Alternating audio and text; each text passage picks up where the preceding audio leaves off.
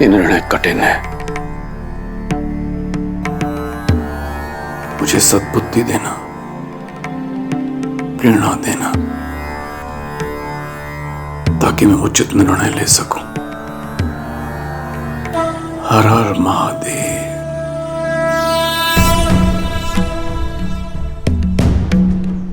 आप पुत्र बनकर अपने पिता के और प्रजा बनकर अपने महाराज के वचन का पालन करना चाहते हैं। आप धर्म के पथ पर हैं। शास्त्रों में भी कहा गया है, धर्मो रक्षति रक्षितः, अर्थात जो धर्म की रक्षा करता है, धर्म उसकी रक्षा करता है। आप धर्म के पथ पर हैं। और भरत, आपके हृदय में अपने भाई के प्रति निश्चल प्रेम और भक्ति की वो प्रवाह है जिसके वेग से स्वयं भगवान विष्णु भी न बच सके, जिन्होंने अपने भक्त प्रहलाद को उनके पिता हिरण्यकश्यप के आतंक से बचाने के लिए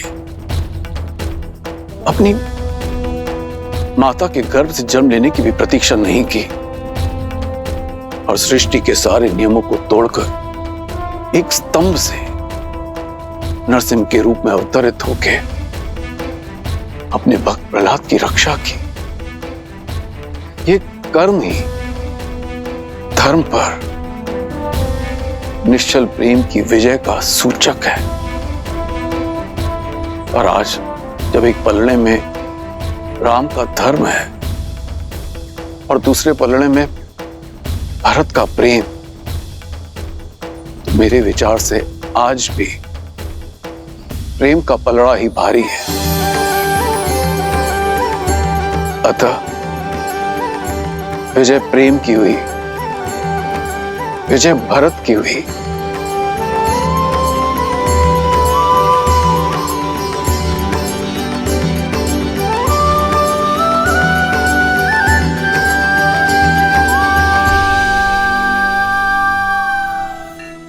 इसका अर्थ है कि मैं अपने भैया को अयोध्या ले जा सकता हूं,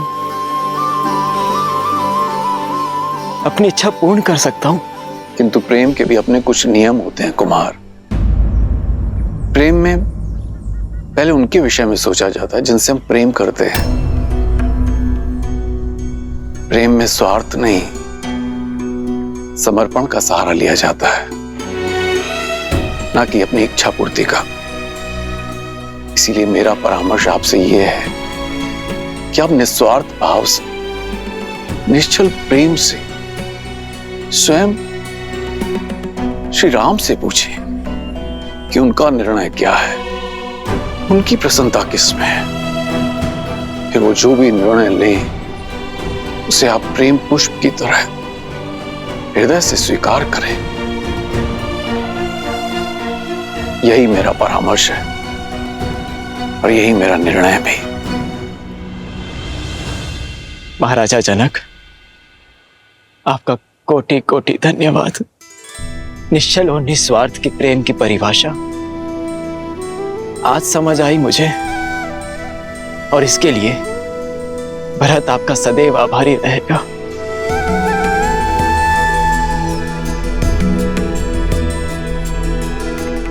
अब तक तो केवल अपने कर्तव्य और कीर्ति की समझ थी मुझे, किंतु उचित और अनुचित का बोध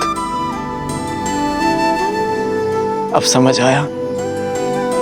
मेरे भैया ने अपने पिताश्री के वचनों का पालन करना स्वीकार किया, किंतु इन्हें मेरी भी एक इच्छा स्वीकार करनी होगी, और ये मेरा निर्णय है।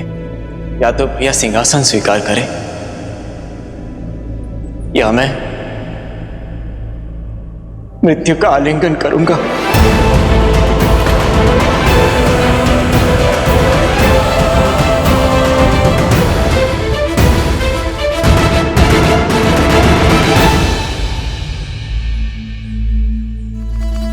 तुम्हारे प्रेम के वेग ने मुझे भी बहा दिया है भरत। तुम मुझे अयोध्या के राज सिंहासन पर बैठते देखना चाहते हो ना, तो वही सही। तुम्हारी प्रसन्नता के लिए मुझे वो भी स्वीकार है। सच भैया?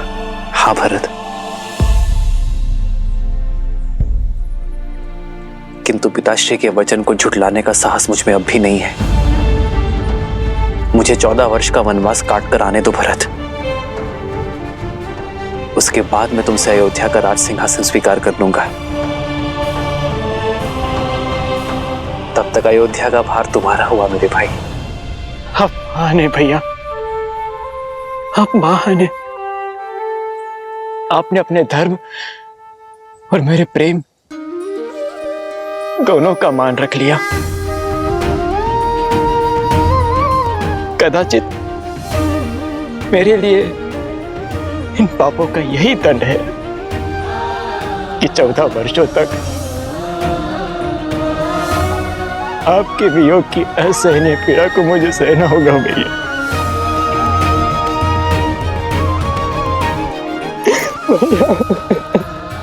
भरत,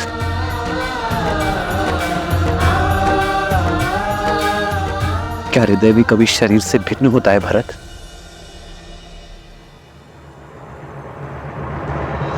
भैया, आप जो कह रहे हैं वो सब स्वीकार है मुझे, परंतु यदि मैं आपसे कुछ मांगूं तो क्या आप दोगे?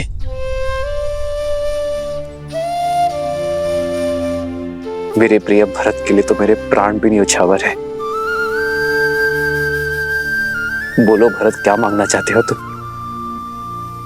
मुझे बस अपनी चरण पादुकाएं दे दीजिए।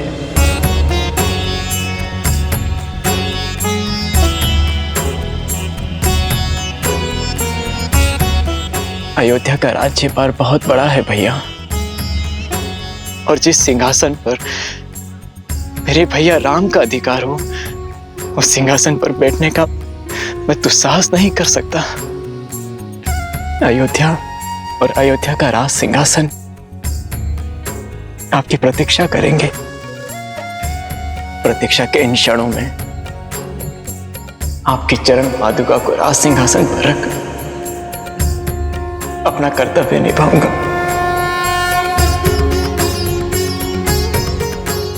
आपके पग धर्म के पथ पर है, और आपके चरणों में पड़ी पादुकाओं को राज सिंहासन पर रखने से हमारी अयोध्या से धर्म का लोप नहीं होगा भैया।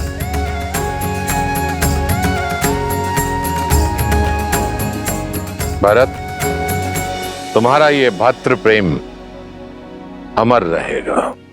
तुम्हारा नाम केवल लेने से सबके पाप दूर हो जाएंगे।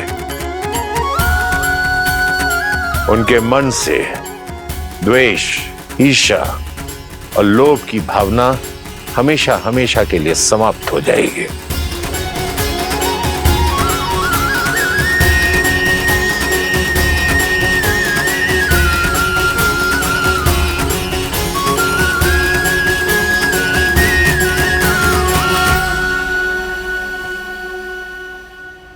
आदर्श और मर्यादा की है ये कथा महापावनम।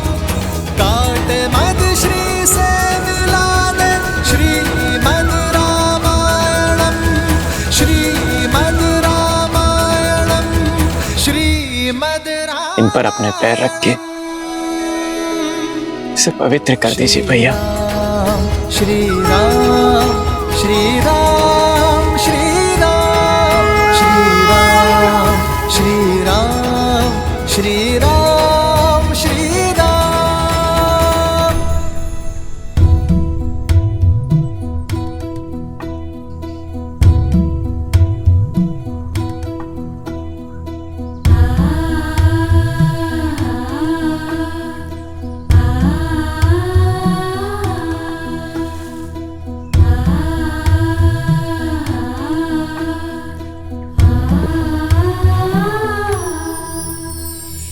राम भक्त ले चला रे राम की निशानी। राम भक्त ले चला रे राम की निशानी। शीश पर खड़ा अखियों में पानी, राम भक्त ले चला रे राम की निशानी। आपके आदेश का पालन कर रहा हूं भैया। न जाने किस जन्म का दंड भोगूंगा मैं इन 14 वर्षों के वियोग में, किंतु स्मरण रहे 14 वर्ष, केवल 14 वर्ष। यदि एक क्षण भी अयोध्या लौटने में आपने विलंब किया तो अपने प्रिय भरत के निर्जीव शरीर से भेंट करेंगे आप।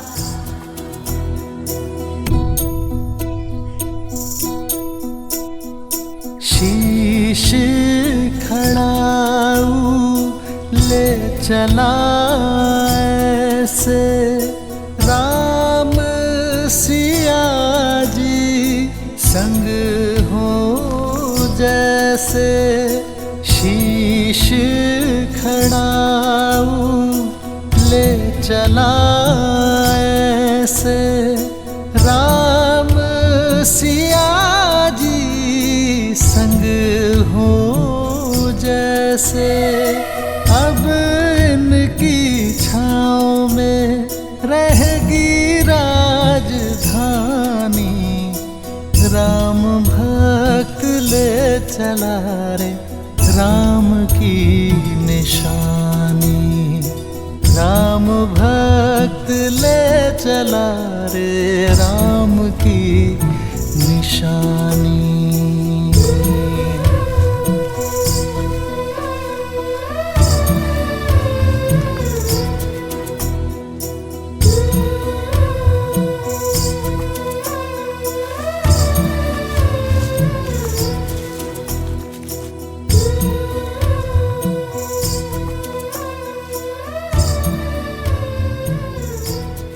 जितना पवित्र भरत का मन है उतनी ही पवित्र उसकी भ्रातृ भक्ति है। भक्ति क्या है? भक्ति देवी, भक्ति वास्तव में एक व्यक्ति का दूसरे व्यक्ति के प्रति विश्वास ही तो है। वो विश्वास जिसे समय और परिस्थिति बदल ना पाए। भरत की श्री राम के प्रति भक्ति, धर्म और सत्य के प्रति विश्वास, इसी का उदाहरण है वो विश्वास जिसके लिए व्यक्ति अपनों से, संसार से, यहां तक कि स्वयं से भी लड़ जाए। भरत की श्री राम के प्रति भक्ति, उनके प्रति विश्वास ही भरत को आदर और सम्मान की मूर्ति बना देता है। सत्य कहा आपने। ऐसे प्रेम का भला कोई शत्रु कैसे हो सकता है? भरत से बड़ा भक्त इस संसार में कोई अन्य हो ही नहीं सकता। सत्य कहा आपने देवी। वास्तव में इस संसार में भरत से बड़ा और कोई भक्त नहीं, सिवाय एक के। अर्थात जहां एक और भरत ने श्री राम की सेवा के लिए अपना समस्त जन्म दिया, वहीं कोई और भी था जिसने केवल श्री राम की सेवा के लिए जन्म लिया, जो भक्ति में भरत से कम नहीं था और बल और साहस में इस ब्रह्मांड में अद्वितीय था। कौन है वो? पहेलियां मत बुझाइए। पहेलियां नहीं देवी, यह सत्य है। भरत से बड़ा राम भक्त यदि कोई है तो वो केवल शिव है। और यही कारण है कि मेरे एकमात्र अंशावतार ने राम काल में ही धरती पर जन्म लिया, ताकि वो श्री राम और रावण की इस महान गाथा का अभिन्न अंग बन सके। अंशावतार? हां देवी, मेरा अंशावतार, जिसे ये संसार कभी प्रेम से, कभी भय से, तो कभी भक्ति से भिन्न भिन्न नामों से पुकारेगा। अंजनाद्री में जन्मे माता अंजनी के पुत्र अंजनेय, पवन सुत हनुमान, पवन सुत हनुमान। परंतु अभी मेरा यह अंशावतार कहीं प्रतीक्षारत है अपने प्रभु श्री राम से मिलन के लिए। जय महावीर हनुमान, जय जय पवन पुत्र हनुमान।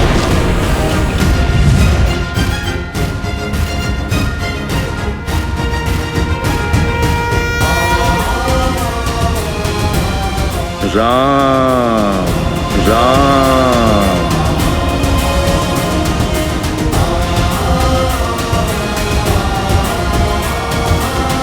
राम राम। बजरंग बली हनुमान, जय जय महाबली हनुमान। राम राम।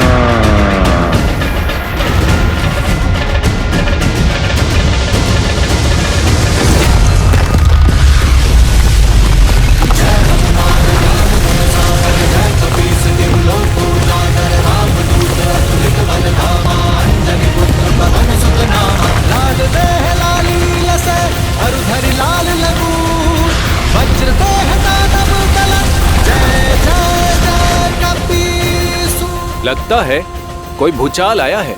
ये महाराज सुग्रीव के सेनापति हनुमान किसी भूचाल से कम है क्या? राम राम।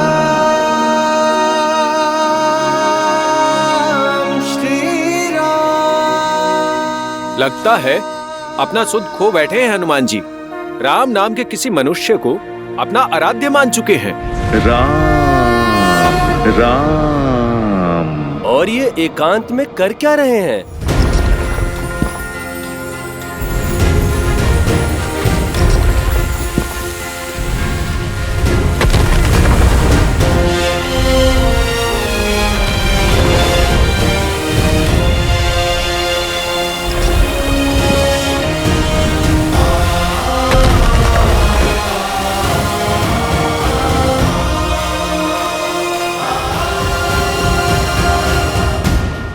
जाने राम नाम का जाप क्या क्या करवाएगा इनसे।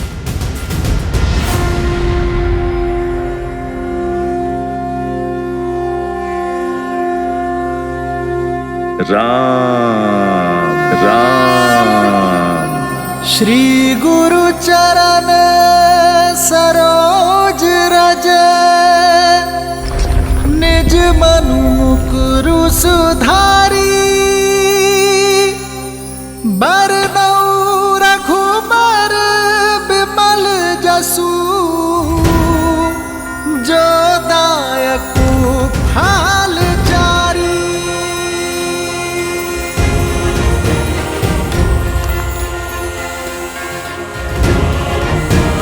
जय महावीर हनुमान, जय जय पवन पुत्र हनुमान।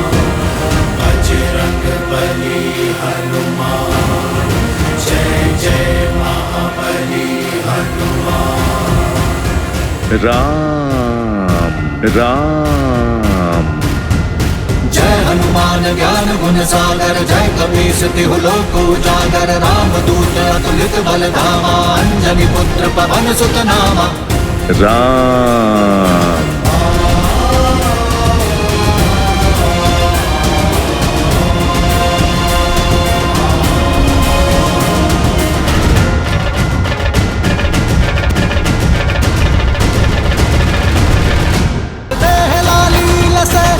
धरि लाल लगू, वज्र देह दानव दलत। जय जय जय कपीसु। लो आ गया मनुष्य का भक्त। लगता है ये नया उत्साह भी राम की रट का प्रकोप है।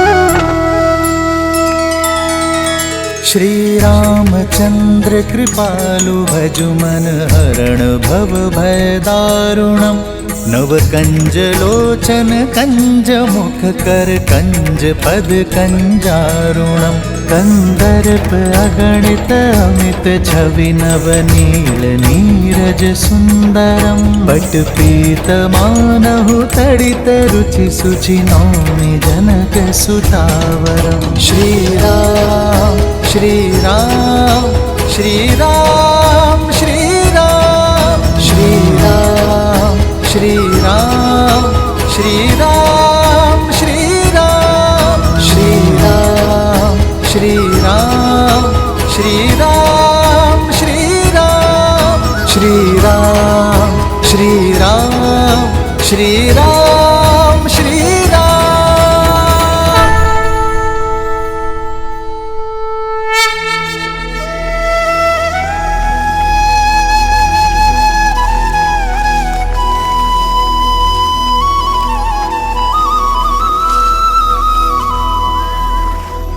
तुम्हारे प्रेम के वेग ने मुझे भी बहा दिया है भरत।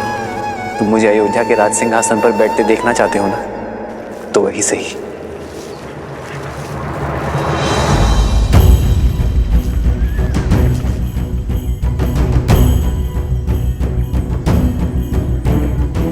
मुझे 14 वर्ष का वनवास काट कर आने दो भरत। उसके बाद मैं तुमसे अयोध्या का राज सिंहासन स्वीकार कर लूंगा। तब तक अयोध्या का भार तुम्हारा हुआ मेरे भाई।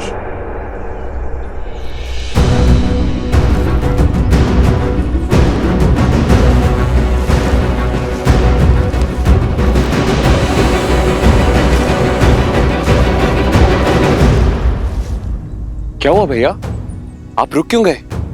देखिए अयोध्या की सीमा आ गई। इसीलिए तो रुक गया शत्रुघ्न। तुम इसी क्षण अयोध्या जाकर राज सिंहासन यहां लेकर आओ। कुमार भरत, ये क्या कर रहे हैं? सिंहासन यहाँ लाकर क्या करेंगे? कोई शंका? नहीं भैया, आदेश का पालन होगा। प्रस्थान कर। जी भैया।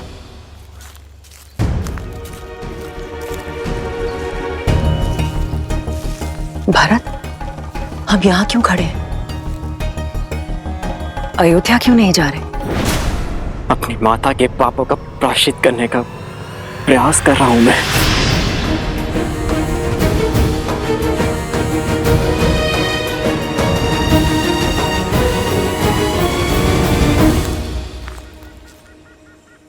पुत्र, अब पादुकाएं नीचे रख दो।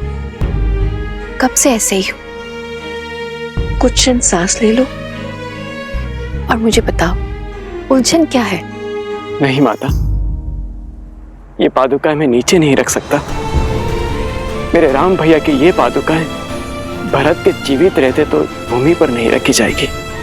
इन्हें इनके उचित स्थान पर रखना होगा। उसके पश्चात मैं आपसे जी भर के वार्तालाप कर सकता हूं, किंतु इस क्षण नहीं।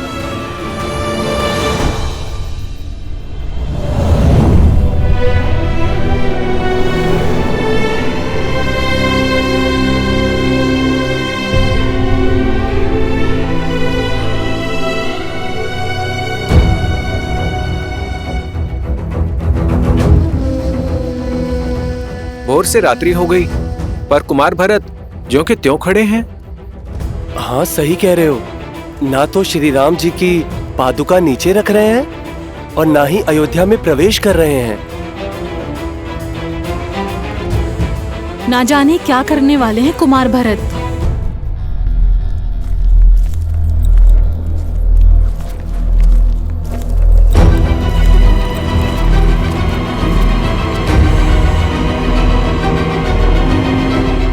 सिंहासन आ गया भैया। इस राज सिंहासन को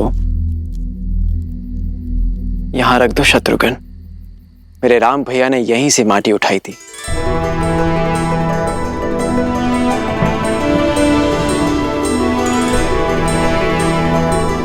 एक राजा का कर्तव्य अपने अंतिम श्वास तक अपनी प्रजा की सेवा करना होता है और अपनी अंतिम सांस छोड़ने से पहले अपनी प्रजा और सिंहासन के लिए एक सर्वश्रेष्ठ उत्तराधिकारी चुनना होता है। मेरे पिता श्री महाराज दशरथ ने इस सिंहासन के लिए सर्वश्रेष्ठ उत्तराधिकारी मेरे भैया राम को चुना है, और वही सदैव अयोध्या के राजा रहेंगे। जब तक रघुनंदन श्री राम अयोध्या लौटकर नहीं आते, तब तक उनकी ये पवित्र पादुकाएं इस राज सिंहासन की शोभा बढ़ाती रहेंगी।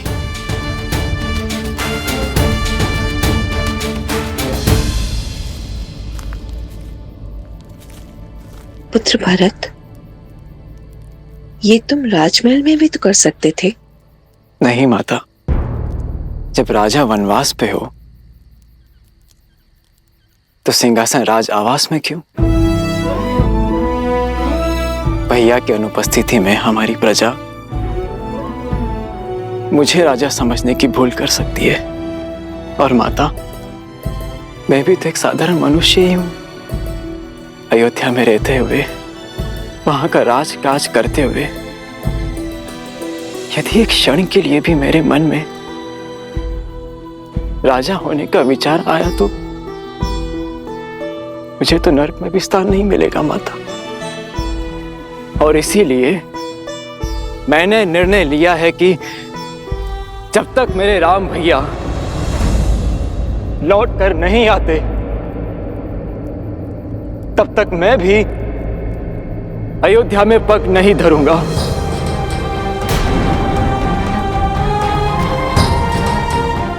यही नंदीग्राम में रह के उनकी आज्ञा का पालन करूंगा, अपने भैया का दिया हुआ दायित्व निभाऊंगा, आप सबकी सेवा करूंगा। और आप सब भी अपना कर्तव्य मत भूलिएगा। मत भूलिएगा कि अयोध्या पर केवल हमारे श्री राम का अधिकार है, और मैं अयोध्या अपने महाराज के साथ ही लौटूंगा 14 वर्षों के बाद।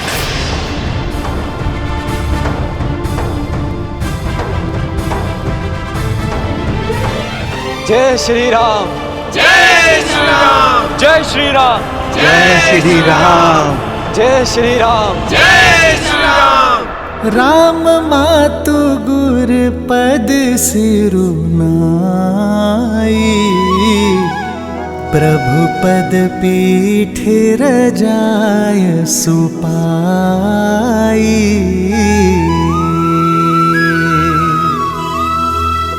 नंदी गाँव करी परन कुटीरा, किन्ह निवासु धर्म मधुर धीरा।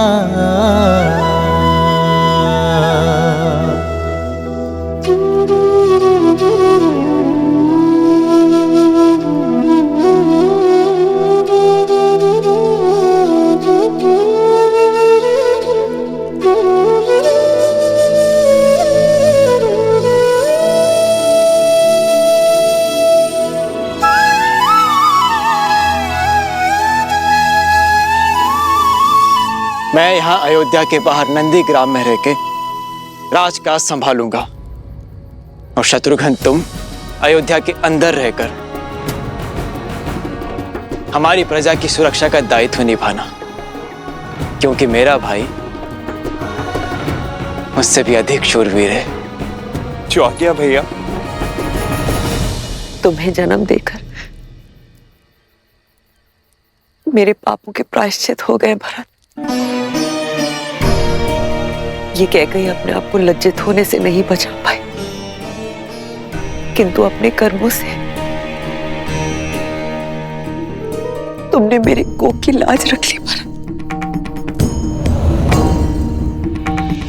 मुझे गर्व है भरत कि तुम मेरे पुत्र हो।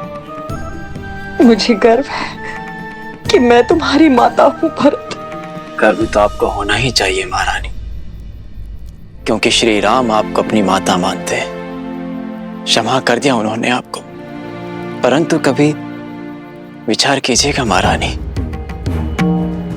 कि जो अपने स्वार्थ के लिए अपनों के साथ छल करता है उसे नर्क भी यहीं भोगना पड़ता है। आपने अपने पुत्र के सिंहासन के लिए मेरे श्री राम को वन भेजा, परंतु अब आपके पास क्या है?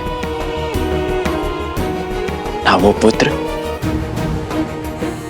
जिसे आपने जन्म दिया और ना वो पुत्र जिसे आपने वनवास भेज दिया, और ना वो पति जिसके प्रेम के साथ आपने छल किया। मेरे राम भैया के पास माता सीता है, लक्ष्मण है। मेरे पास मेरे राम भैया का प्रेम और उनका आशीर्वाद है, किंतु आपके पास कुछ नहीं, खाली हाथ। वास्तविक वनवास तो आप भोगेंगी महारानी, 14 वर्षों तक महल की बंद दीवारों के बीच।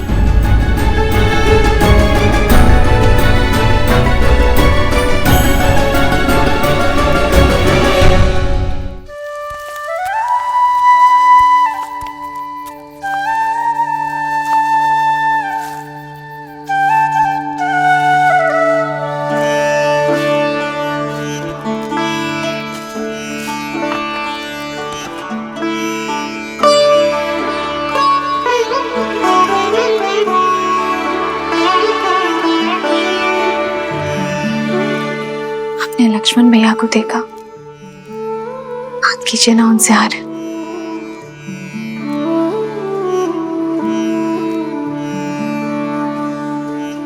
पहले परिवार से वियोग का दुख था, अब उनसे मिलने से कदाचित परिवार की स्मृतियां सता रही हो।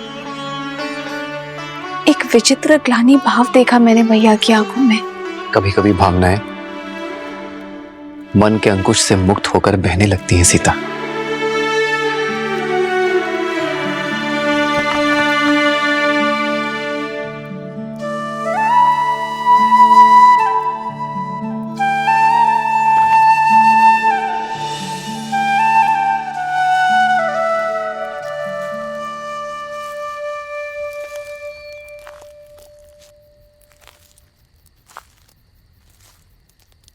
बैठो लक्ष्मण, बैठो।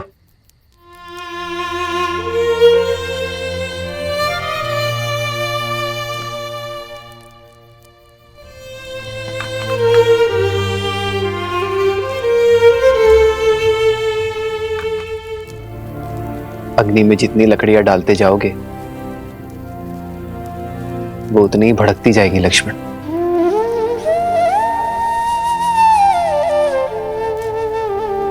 मन की अग्नि का भी यही नियम है। विचार के ईंधन डालते जाओगे तो वो धीमी कैसे पड़ेगी? मैंने पाप किया है भैया, स्वयं को बहुत छोटा अनुभव कर रहा हूं मैं। आपने बार बार समझाने का प्रयास किया मुझे, किंतु मेरी मति मारी गई। लक्ष्मण, अपने प्रिय भरत भैया को नहीं, उस पवित्र आत्मा को नहीं पहचान पाया, उस पर नहीं किया मैंने भैया। स्वयं को अत्यंत मलिन कर लिया है मैंने भैया। मैं स्वयं को क्षमा नहीं कर पा रहा हूं।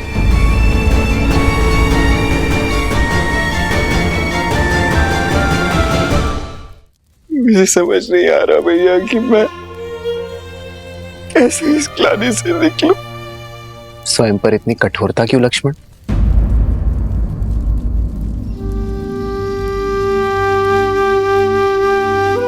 मेरे भाई ने कोई पाप नहीं किया है। तुमने भरत को हानि नहीं पहुंचाई है लक्ष्मण, बस मेरी रक्षा की है। और जिसके मन में रक्षा का भाव होता है वो मलिन हो ही नहीं सकता। ऐसी स्थिति, ऐसी परिस्थितियां ही तो हमें मनुष्य होने का आभास देती हैं लक्ष्मण।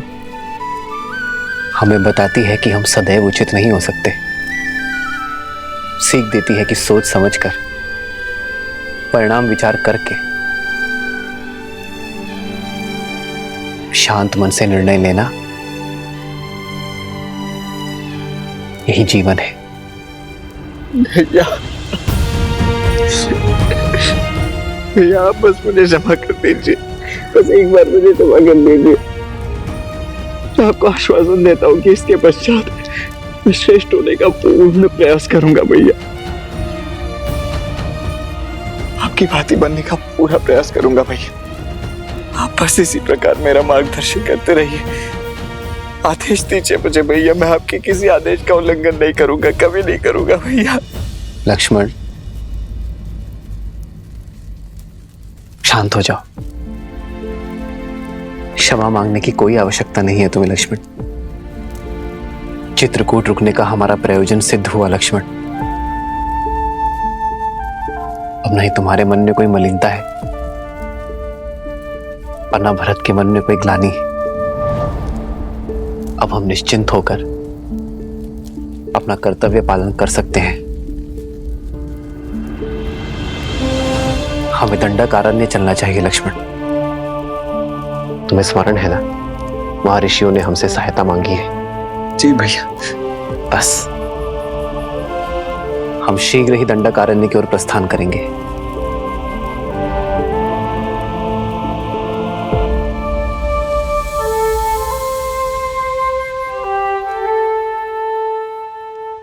जीवन के पथ पर बिछे कांटों पर भी इतनी सरलता से कैसे चलते हैं श्री राम? देवी, जो संकट के समय में भी संयम रखे वही तो है राम। जिनके निर्णय स्वार्थ से मुक्त हो वही तो है राम। जो अपने आज से संसार के आने वाले कल को सुंदर बनाए वही तो है राम। जो अपने कर्म, अपने चरित्र से मर्यादा को परिभाषित करे परंतु स्वयं फिर भी सरल रहे वही तो है मर्यादा पुरुषोत्तम श्री राम। जब मेघ अपने भीतर भरे जल का स्वार्थ छोड़ उसे भूमि पर बरसाने के लिए सज्ज हो जाए तभी तो प्रकृति खिलती है।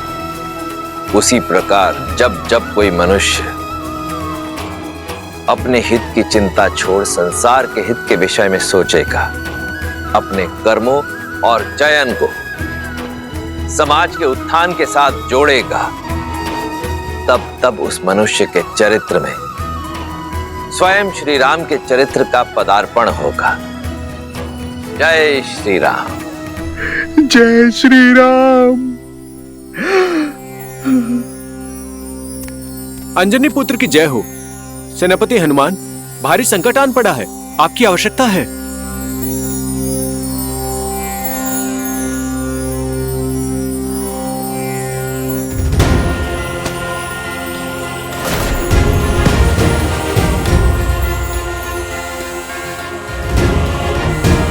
जय महावीर हनुमान।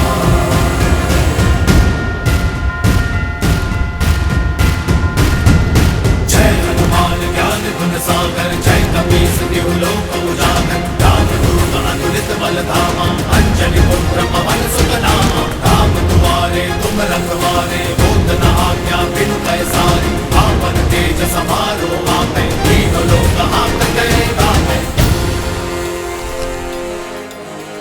प्रणाम। एक हिंसक बाघ ने वन में आतंक मचा कर रखा है। छोटे बच्चे खेलने भी नहीं जाते, बहुत भयभीत हैं वो। अब आप ही रक्षा कर सकते हैं सेनापति जी।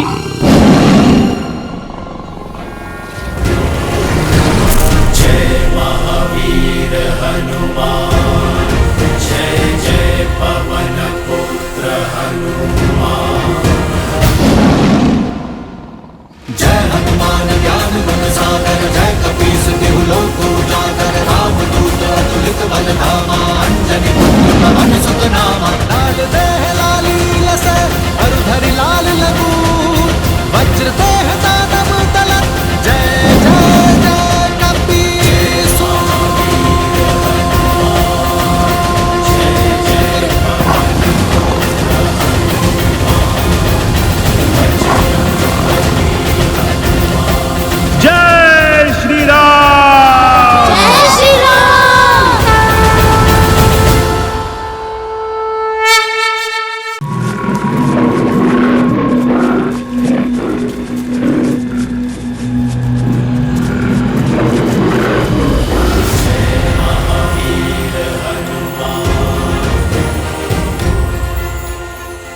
बालकों, किससे डर के भाग रहे थे? अच्छा हुआ हनुमान काका आप आ गए, हम तो बहुत डर गए थे। जब तक भय से भागोगे, भय तुम्हें भगाता रहेगा। पर हनुमान काका वो बाघ बहुत भयंकर है, वो वानर भक्षी हो गया है, हमारे खेलने के स्थान पे आ जाता है और हमें खाने का प्रयास करता है। कुमार अंगद, किष्किंधा के भविष्य हो तुम। मित्रों की रक्षा करने के स्थान पर यदि स्वयं डरकर भागोगे तो फिर क्या संदेश दोगे इस संसार को? पर हम उसका सामना कैसे करते? वो इतना विशाल और हम नन्हे वानर। पुत्र अंगद, मधुमक्खी भी तो नन्ही होती है, पर कोई भी उससे बैर नहीं लेता, क्योंकि वास्तविक सत्य शारीरिक नहीं मस्तिष्क में होती है। और फिर तुम्हारे पास एक और शक्ति भी है, संगठन की।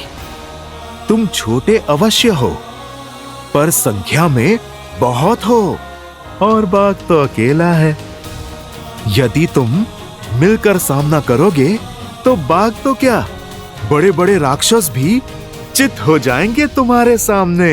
पर कैसे? जब बल कम हो तो बुद्धि और एकता काम आती है। चलो योजना बनाते हैं।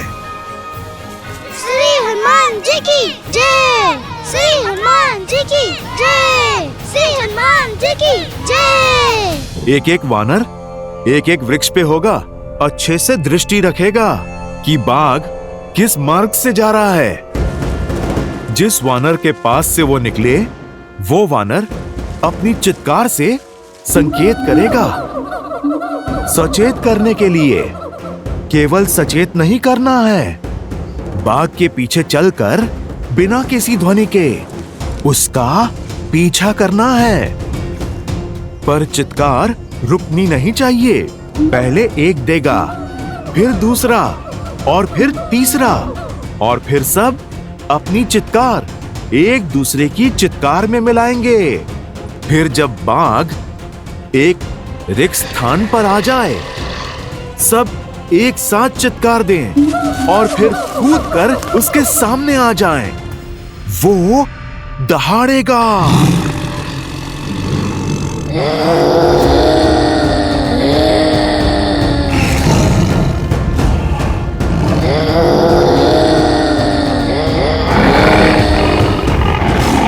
पर पुत्रों ध्यान रहे, बाघ डरा नहीं है, वो आक्रमण करने की तैयारी कर रहा है।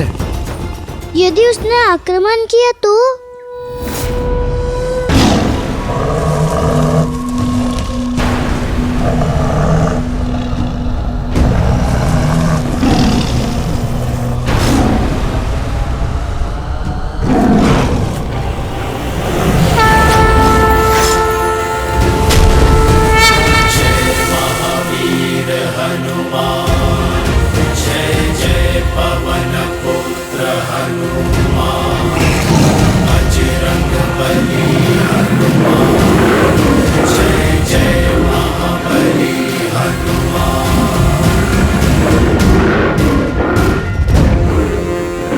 कहा था ना, तब मैं आऊंगा।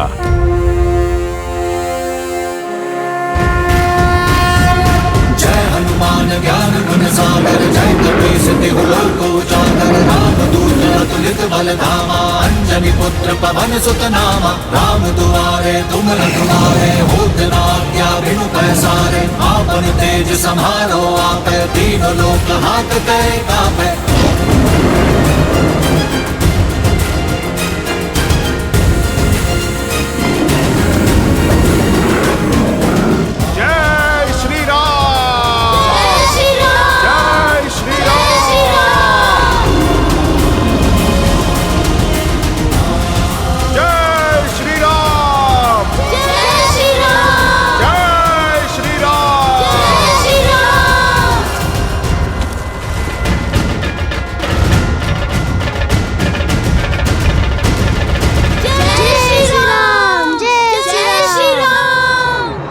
अब समझे, सच्चा बल भुजाओं में नहीं, स्वयं पर किए गए विश्वास में है। फिर बाग चाहे कितना भी विशाल हो, नन्हे मुन्ने भी उसका परिहास कर सकते हैं।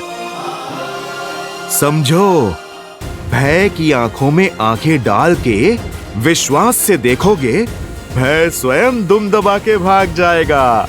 पर ये विश्वास जगेगा कैसे हनुमान काका? भक्ति और शक्ति में संतुलन बनाना सीख जाओ। भक्ति तुम्हें धर्म से जोड़ती है और शक्ति कर्म से, और ये संगम जीवन के हर एक उतार चढ़ाव में तुम्हारा मार्गदर्शन करेगा। तो हमें भक्ति और शक्ति दोनों का पथ दिखाइए। ठीक है, तो फिर आरंभ अखाड़े से करेंगे। तुम्हें कुश्ती कला में निपुण बनाकर शक्ति पाने के योग्य करूंगा और योग का ज्ञान सिखाकर सिद्धियां पाने का द्वार खोलूंगा।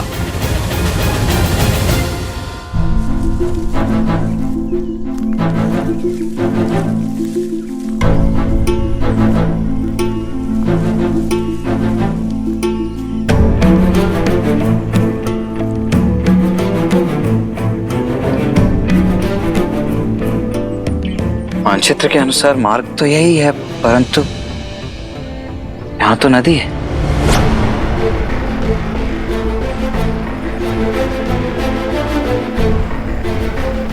कदाचित हम मार्ग भटक गए हैं भैया।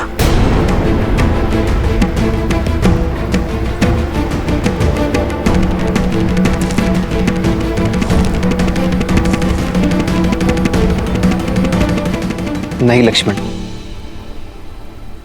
अब तक का मार्ग ऋषि भारद्वाज द्वारा दिए गए मानचित्र के अनुसार ही चुना है,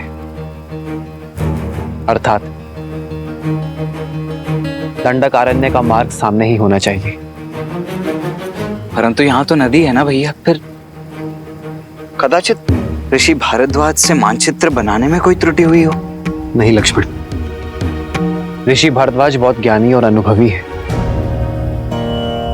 वर्षों बिताए हैं उन्होंने यहाँ।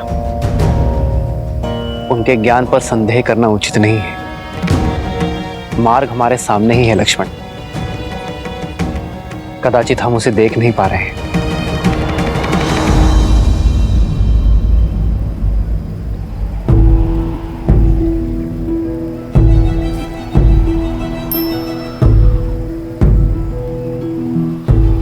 कदाचित इस वन में जैसा दिख रहा है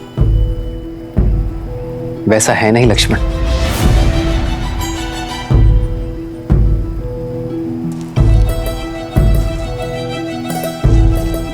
संभलकर भैया, नदी गहरी प्रतीत हो रही है।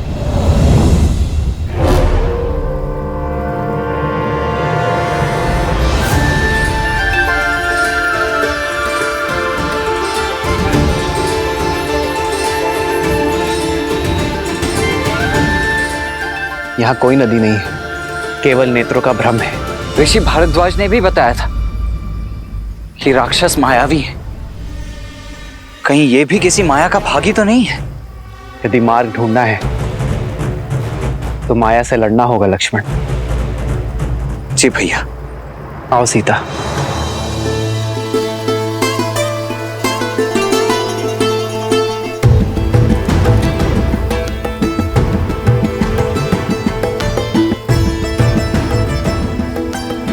आओ लक्ष्मण।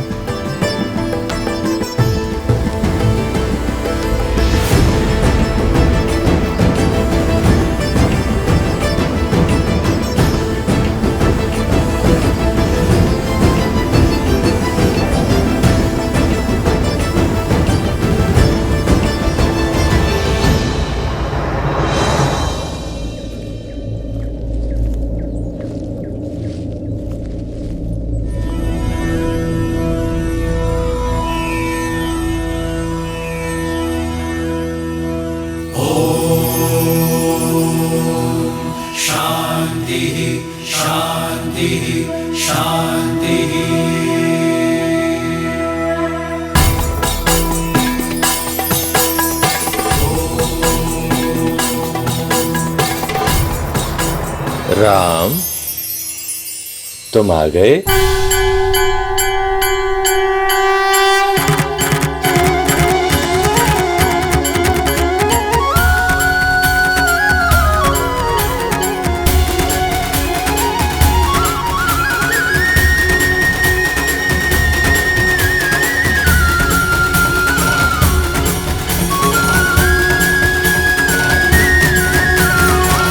आप हमें जानते हैं ऋषिवर? हाँ राम, तुम्हारे जैसा पुरुषोत्तम ही हमारे द्वारा रचित इस ब्रह्म जाल को तोड़कर अत्रि आश्रम में प्रवेश कर सकता है। ऋषि अत्रि, भाग्यशाली तो हम हैं जिनके तप और तेज के विषयों के बारे में केवल सुना, आज उनके दर्शन भी पा लिए। प्रणाम ऋषिवर। यशस्वी भव, तुम्हारा शौर्य बना रहे। सौभाग्यशाली भव। ऋषिवर, यदि हमारे आगमन से आपका तप भंग हुआ है तो हमें क्षमा कर दीजिए। नहीं राम, तुम्हारे आने की प्रतीक्षा के लिए तो यह तप था और तुम आ गए, अब यह संपूर्ण हो गया। हमारे आने की? हाँ, उन राक्षसों के अंत के लिए जिनका प्रवेश रोकने के लिए मैंने अपने आश्रम के चारों तरफ दृष्टि भ्रम उत्पन्न किया हुआ था। अब तुम आ गए, इसकी कोई आवश्यकता नहीं। बचपन से आपके तेज और माता अनुसुईया के तप की कथाएं सुनी है, आज दर्शन हुए। माता अनुसुईया के दर्शन की भी इच्छा थी मेरी। कहाँ है वो?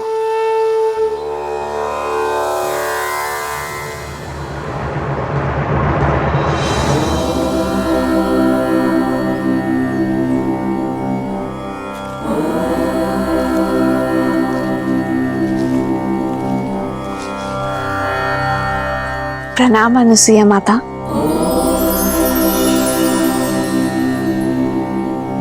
राम और लक्ष्मण का भी प्रणाम स्वीकार करें माता। आशीर्वाद मांगने के पूर्व मेरे एक प्रश्न का उत्तर दो राम। ये दंडक वन है, यहाँ पग पग पर उदंडी असुरों का वास है। ये एक सज्जन शीलवान स्त्री के लिए कोई स्थान नहीं, और यहाँ तुम अपनी कोमल पत्नी को लेकर आने की भूल कैसे कर सकते हो? ये सुरक्षित नहीं है राम। क्षमा करें माँ, पर मैं असुरक्षित नहीं। जैसे आपके पास आपकी सुरक्षा के लिए आपके तप का ताप है, उसी प्रकार मेरे पास मेरे पति, मेरे श्री राम का कवच है, भैया लक्ष्मण की सुरक्षा है। जिस प्रकार आप इसी वन में अपने पतिव्रता के बल से अपने पति की संगिनी बनकर रह रही हैं, उसी से प्रेरणा लेकर ये सीता भी आपकी ही भांति अपने पति की यात्रा में उनका साथ देगी। ऋषि भारद्वाज के आदेश से पीड़ित ऋषियों के तारण के लिए हम दंडक वन की ओर बढ़ रहे हैं। कदाचित यही हमारे वनवास के लिए नियति का उद्देश्य है ऋषिवर। ऐसे में आपसे भेंट हमारे लिए आशीर्वाद है। हम आशा करते कि आगे की परिस्थितियों, समस्याओं और उनके निवारण के लिए आप हमारे मार्गदर्शक बनेंगे। दंडकारण्य? क्या हुआ ऋषिवर, आप इतने चिंतित क्यों हो गए? दंडकारण्य कोई सामान्य वन नहीं है, सहस्त्र मायावी राक्षसों का गढ़ है राम।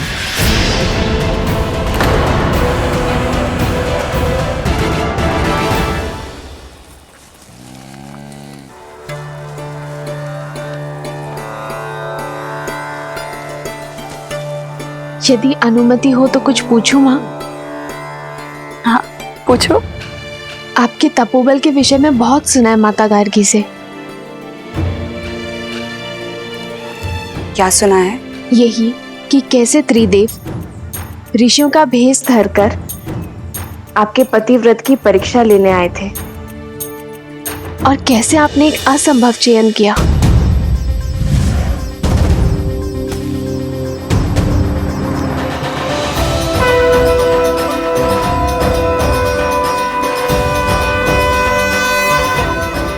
ब्राह्मणों की सेवा तो हर गृहस्थ का धर्म होता है।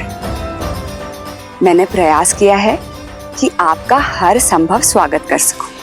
भोजन ग्रहण कीजिए देव। अवश्य देवी, परंतु बिना स्नान किए ये भोजन ग्रहण करना हमारे लिए वर्जित है। मैं अभी आप लोगों के स्नान का प्रबंध आश्रम के जलाशय में करवा देती हूँ। रुकिए देवी, धर्म कहता है कि अतिथि की इच्छा को उसके अनुसार ही पूर्ण करना चाहिए। हमारा कहने का आशय ये है कि यदि आप स्वयं अपने हाथों से हमें स्नान कराएंगे तभी ये भोजन ग्रहण करना उचित होगा।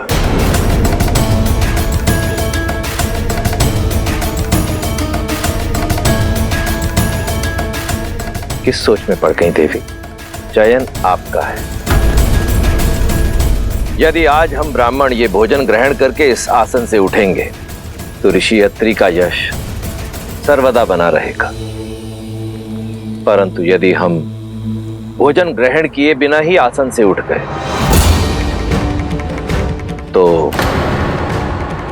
अब तुम ही बताओ सीता, ये चयन उचित था या नहीं?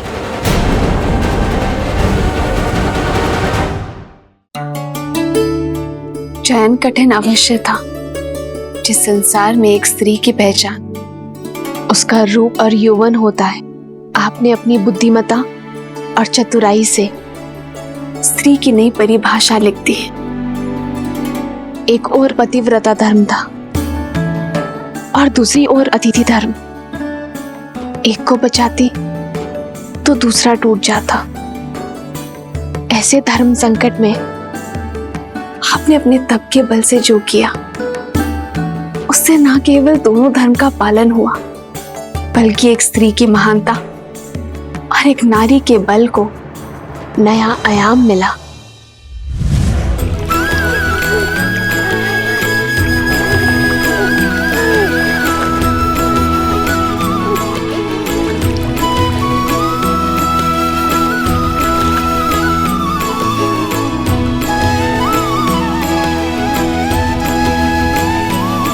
अब आपका स्नान संपन्न हुआ।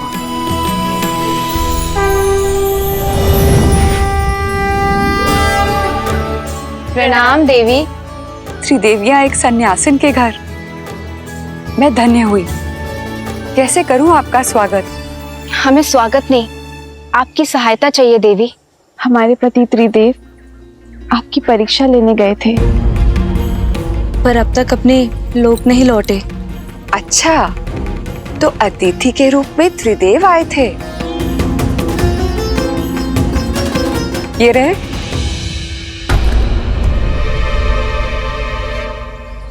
अपना अपना चुन लो।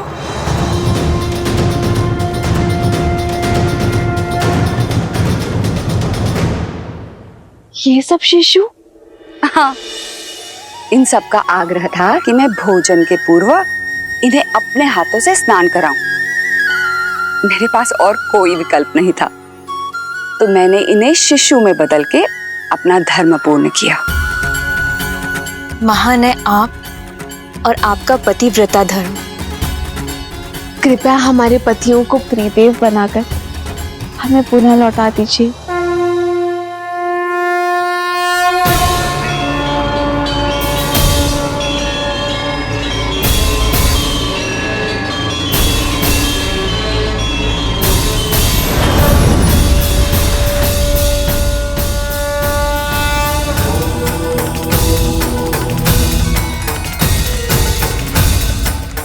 देवी अनुसूया, संसार में जब जब पतिव्रता धर्म की बात होगी तब तब आपका उल्लेख अवश्य होगा। धन्य है आपका तप, आपका बल और आपका धर्म। और धन्य है हम माता कि हम जो जन्मे नहीं उन्हें आपके रूप में माता का प्रेम और स्नेह मिला।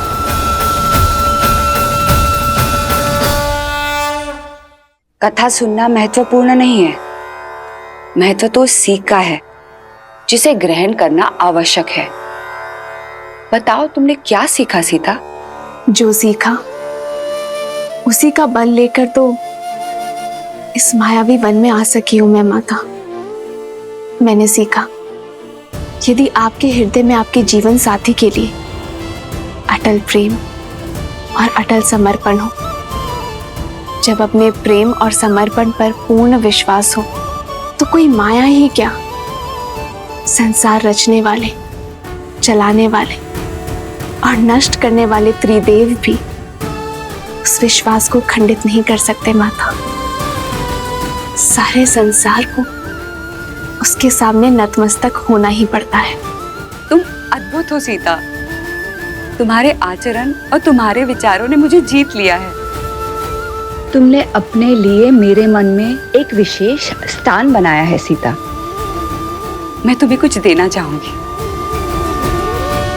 दंडकारण्य रण क्षेत्र होगा राम, जहां शत्रु सामने से नहीं दिखाई देगा और प्रहार किसी भी दिशा से हो सकता है। जहां रावण के सौतेले भाई खरदूषण के अतिरिक्त अकंपन, तृष्णा, विराद और कवंद जैसे मायावी राक्षस होंगे। अब तुम ही बताओ, उस स्थान पर एक स्त्री का रहना उचित है?